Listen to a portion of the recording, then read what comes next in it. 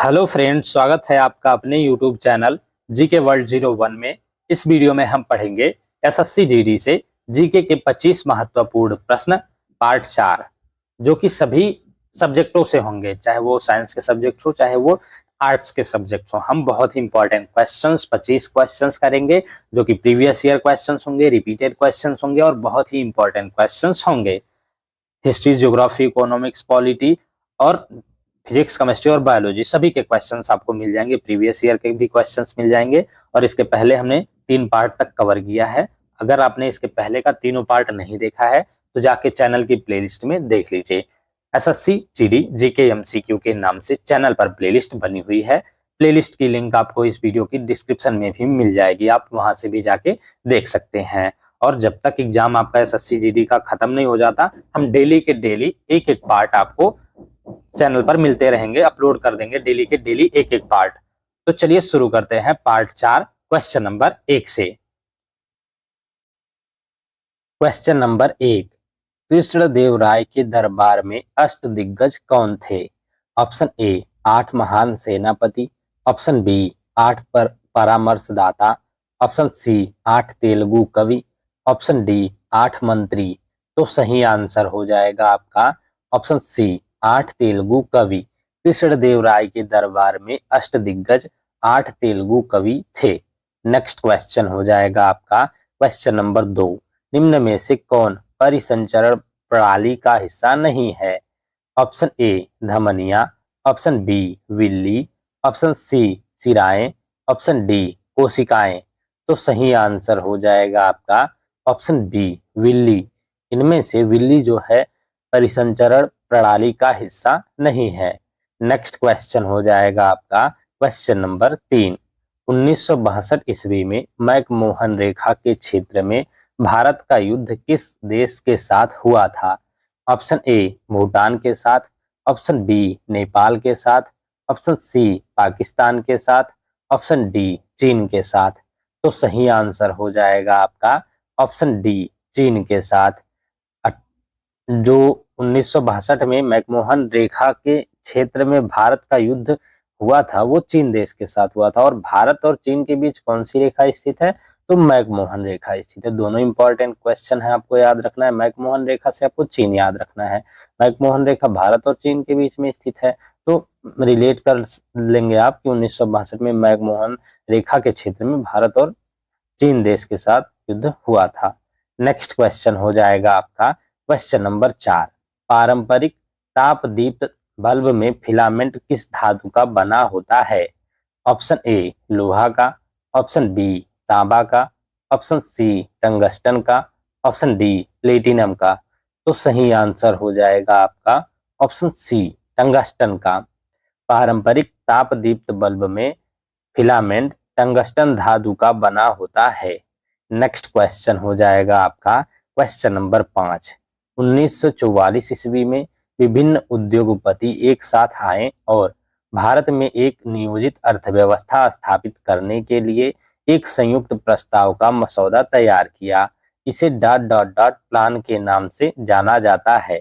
इस प्लान के नाम से जाना जाता है आपको बताना है। ऑप्शन ए बॉम्बे प्लान के नाम से, ऑप्शन बी आगरा प्लान के नाम से, ऑप्शन सी पुणे प्लान के नाम से, ऑप्शन डी नई दिल्ली प्लान के नाम से। तो सही आंसर हो जाएगा आपका ऑप्शन ए बॉम्बे प्लान के नाम से। 1944 ईस्वी में विभिन्न उद्योगपति एक साथ आए और भारत में एक नियोजित अर्थव्यवस्था स्थापित करने के लिए एक संयुक्त प्रस्ताव का मसौदा तैयार किया।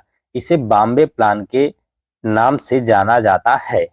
नेक्स्ट क्वेश्चन हो जाएगा आपका क्वेश्चन नंबर 6, निम्नलिखित में से किस राजा के शासनकाल में सांची का महान स्तूप बनाया गया था? ऑप्शन ए अशोक के शासनकाल में, ऑप्शन बी बिंदुसार के शासनकाल में, ऑप्शन सी बृहद्रथ के शासनकाल में, ऑप्शन डी चंद्रगुप्त के शासनकाल में। तो सही आंसर हो जाएगा आपका ऑप्शन ए अशोक के शासनकाल में। अशोक के शासनकाल में सांची का महान स्तूप बनाया गया था। नेक्स्ट क्वेश्चन हो जाएगा आपका क्वेश्चन नंबर 7, भारत की 2011 की जनगणना के अनुसार अखिल भारतीय स्तर पर वयस्क साक्षरता दर है जो 15 वर्ष से अधिक है उनकी। Option A 65.3%, option B 69.3%, option C 63.3%, option D 73.3%। तो सही आंसर हो जाएगा आपका ऑप्शन बी 69.3%। भारत की 2011 की जनगणना के अनुसार अखिल भारतीय स्तर पर वयस्क साक्षरता दर 69.3% है। नेक्स्ट क्वेश्चन हो जाएगा आपका क्वेश्चन नंबर 8। जनरल डायर ने किस वर्ष में मार्शल लॉ के दौरान कमान संभाली थी? ऑप्शन ए 1819 ईस्वी वर्ष में, ऑप्शन बी 1929 ईस्वी वर्ष में, ऑप्शन सी 1945 ईस्वी वर्ष में, ऑप्शन डी 1919 ईस्वी वर्ष में। तो सही आंसर हो जाएगा आपका ऑप्शन डी 1919 ईस्वी वर्ष में। जनरल डायर ने 1919 ईस्वी वर्ष में मार्शल लॉ के दौरान कमान संभाली थी। नेक्स्ट क्वेश्चन हो जाएगा आपका क्वेश्चन नंबर 9। निम्न में से कौन सा सौर मंडल का बाह्य ग्रह है? ऑप्शन ए पृथ्वी, ऑप्शन बी शुक्र, ऑप्शन सी शनि, ऑप्शन डी बुध। तो सही आंसर हो जाएगा आपका ऑप्शन सी शनि। इनमें से शनि जो है एक बाह्य ग्रह है। जो सूर्य के पास में ग्रह है उन्हें आंतरिक ग्रह कहते हैं, और जो दूर है उन्हें बाह्य ग्रह। जो 4 ग्रह पास हैं उन्हें आंतरिक ग्रह के देख लेते हैं हम पूरा क्या होता है। आंतरिक ग्रह या पार्श्विक ग्रह 4 हैं, बुध, शुक्र, पृथ्वी और मंगल। और बाह्य ग्रह या जोवियर ग्रह बृहस्पति, शनि, अरुण और वरुण, ये 4 जो है बाह्य ग्रह या जोवियर ग्रह है, और ये 4 आंतरिक या पार्थिव ग्रह है। नेक्स्ट क्वेश्चन हो जाएगा आपका क्वेश्चन नंबर 10। निम्नलिखित में से किसे नाट्य शास्त्र का रचयिता माना जाता है? ऑप्शन ए शंकर को, ऑप्शन बी विष्णु को, ऑप्शन सी राघव को, ऑप्शन डी भरत मुनि को। तो सही आंसर हो जाएगा आपका ऑप्शन डी भरत मुनि को। भरत मुनि को नाट्य शास्त्र का रचयिता माना जाता है। नेक्स्ट क्वेश्चन हो जाएगा आपका क्वेश्चन नंबर 11। देश की प्राचीन झीलों में से एक लेंडिया तालाब किस भारतीय शहर में स्थित है? ऑप्शन ए भोपाल में, ऑप्शन बी वाराणसी में, ऑप्शन सी लखनऊ में, ऑप्शन डी चेन्नई में। तो सही आंसर हो जाएगा आपका ऑप्शन ए भोपाल में। देश की प्राचीन झीलों में से एक लेंडिया तालाब भोपाल शहर में स्थित है। नेक्स्ट क्वेश्चन हो जाएगा आपका क्वेश्चन नंबर 12। निम्न में से कौन सा एक तांबे का अयस्क खनिज है? Option A galena, option B cinnabar, option C chalcocite, option D cassiterite. तो सही आंसर हो जाएगा आपका ऑप्शन सी चाल्कोसाइट। इनमें से चाल्कोसाइट एक तांबे का अयस्क खनिज है। नेक्स्ट क्वेश्चन हो जाएगा आपका क्वेश्चन नंबर 13। पूंजीगत व्यय के संबंध में निम्नलिखित में से कौन सा कथन सही है? नंबर 1 है आपका पूंजीगत व्यय के परिणाम स्वरूप भौतिक या वित्तीय परिसंपत्तियों का सृजन होता है या वित्तीय देनदारियों में कमी आती है। और नंबर 2 है गैर योजनागत पूंजीगत व्यय में सरकार द्वारा प्रदान की जाने वाली विभिन्न सामान्य सामाजिक और आर्थिक सेवाएं शामिल होती हैं। तो इन दोनों में से बताना है कि आपको कौन सा कथन सही है और कौन सा गलत है। दोनों में से आपको बताना है। तो सही आंसर हो जाएगा आपका ऑप्शन डी 1 और 2, दोनों कथन सही है। पूंजीगत व्यय के संबंध में दोनों कथन सही हैं। पूंजीगत व्यय के परिणाम स्वरूप भौतिक या वित्तीय परिसंपत्तियां का सृजन होता है या वित्तीय देनदारियों में कमी आती है। और नंबर 2 है आपका गैर योजनागत पूंजीगत व्यय में सरकार द्वारा प्रदान की जाने वाली विभिन्न सामान्य सामाजिक और आर्थिक सेवाएं शामिल होती हैं। दोनों कथन सही है आपके। नेक्स्ट क्वेश्चन हो जाएगा आपका क्वेश्चन नंबर 14। निम्नलिखित में से भारत के नियंत्रक एवं महालेखा परीक्षक CAG का कार्यकाल कौन सा है? ऑप्शन ए 7 वर्ष, ऑप्शन बी 6 वर्ष, ऑप्शन सी 4 वर्ष, ऑप्शन डी 5 वर्ष। तो सही आंसर हो जाएगा आपका ऑप्शन बी 6 वर्ष।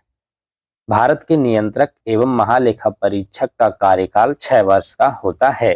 नेक्स्ट क्वेश्चन हो जाएगा आपका क्वेश्चन नंबर 15। प्रसिद्ध शासक कनिष्क डॉट डॉट डॉट वंश के थे। किस वंश के कनिष्क थे आपको बताना है। ऑप्शन ए हूण वंश के, ऑप्शन बी कुषाण वंश के, ऑप्शन सी शुंग वंश के, ऑप्शन डी शक वंश के। तो सही आंसर हो जाएगा आपका ऑप्शन बी कुषाण वंश के। प्रसिद्ध शासक कनिष्क कुषाण वंश के थे। नेक्स्ट क्वेश्चन हो जाएगा आपका क्वेश्चन नंबर 16। मस्तिष्क डॉट डॉट डॉट तंत्र का एक हिस्सा है। ऑप्शन ए तंत्रिका तंत्र का, ऑप्शन बी पाचन तंत्र का, ऑप्शन सी परिसंचरण तंत्र का, ऑप्शन डी अंतःस्रावी का। तो सही आंसर हो जाएगा आपका ऑप्शन ए तंत्रिका तंत्र का। मस्तिष्क तंत्रिका तंत्र का एक हिस्सा है। नेक्स्ट क्वेश्चन हो जाएगा आपका क्वेश्चन नंबर 17। भारतीय संविधान के किस अनुच्छेद के तहत मौलिक कर्तव्यों को परिभाषित किया गया है।